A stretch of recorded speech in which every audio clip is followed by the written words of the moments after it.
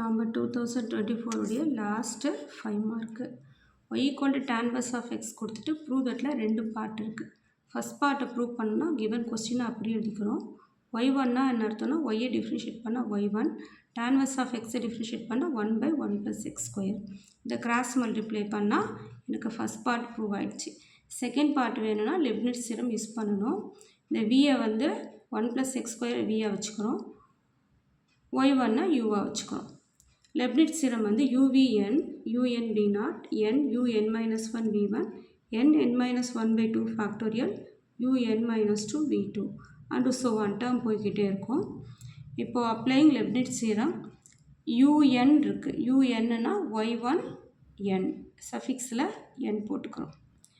v0னா 1 + x square not plus n un minus 1 v1 n n-1/2 un minus 2 v2 is equal to 0.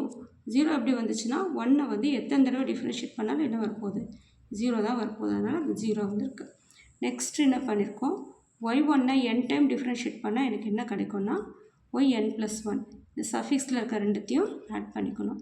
இங்கே not போட்டால் differentiate பண்ணக்கூடாது, அப்படியே எழுதிக்கணும். n அப்படியே எழுதியிருக்கோம், சஃபிக்ஸ் ஆட் பண்ணியிருக்கோம். +1 - 1 கேன்சல் ஆகிடும்.